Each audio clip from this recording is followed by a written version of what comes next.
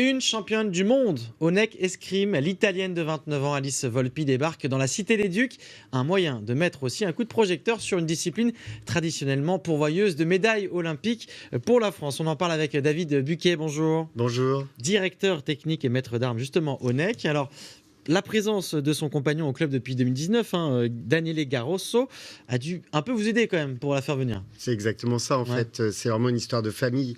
Toute l'histoire commence par mon adjoint Jordan Moine, qui lors du repas avec les Garozzo, lorsqu'on a fait notre stage à la Toussaint, lance une boutade à Dani en lui disant et Alice, qu'est-ce qu'elle devient et est-ce qu'elle s'irait chez nous, en pensant que de toute façon elle partirait pas de son club de Bourg-la-Reine. Et Dani lui dit carrément. Et là on est resté un peu et effectivement de fil en aiguille ça s'est fait. Et un palmarès impressionnant, championne du monde 2018, je l'ai dit, 3 fois championne d'Italie, médaillée de bronze aussi par équipe aux Jeux Olympiques de Tokyo, et aussi un sacré caractère, je crois, sur la piste. Exactement, elle vient de remporter les 2 dernières Coupes du Monde senior, et effectivement, il faut la voir, pour moi, c'est une guerrière en fait. Et on est dans un sport de combat, l'escrime, ça reste un sport de combat. Donc il faut ce tempérament pour aller chercher des médailles, pour aller chercher des titres. À un moment donné, ils sont tous bons, donc la différence, elle se fait sur le tempérament. Un contrat de 1 an seulement, ça m'a un peu étonné. Pourquoi seulement 1 an ? En définitive, c'est pas fixé que ce soit 1 an. On sait qu'elle a signé pour 1 an. Nous, évidemment, on espère que l'aventure soit comme avec Dani, c'est-à-dire à vie, parce que Dani, sa deuxième maison, c'est la maison jaune et noire. Alors, bien sûr, il y a les championnats de France mi-mai à Antony, ça va être un grand rendez-vous. Alors, je suppose que les ambitions pour l'équipe féminine de Fleurès sont très élevées, je me trompe ? Mais non, vous vous trompez pas du tout. Les ambitions sont très fortes. On a une équipe en N2 avec Esther Bonny qui fait actuellement, qui est M20, qui est numéro 6 française, qui est 25e en senior, qui vient d'enregistrer des sélections en Coupe du Monde junior et senior, et surtout qui à Zagreb a pris la place dans l'équipe de France, donc a fait la rencontre par équipe où elle termine 4e, l'équipe.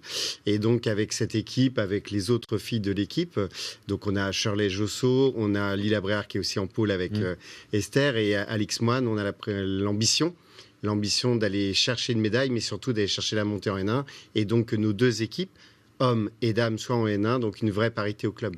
C'est un joli coup de pub, j'allais dire, pas vraiment, mais de communication en tout cas pour le fleuret féminin et pour le NEC, ça, c'est l'arrivée de cette championne. L'idée, c'était vraiment de continuer à construire le projet féminin du club, de monter en gamme, ce qu'on a fait donc en 2019 avec le recrutement de Dani, et en faisant des stages réguliers. Et comme on a 2 filles qui sont rentrées en pôle, on a des jeunes pousses qui arrivent aussi, qui sont très bien, notamment par exemple Victorine, qui est M13 et qui vient de remporter une compétition de zone en M15. Donc on a vraiment un M13, vivier. M15, c'est les catégories d'âge aussi. Exactement, voilà. Donc elle était en surclassé, elle gagne la compétition de zone.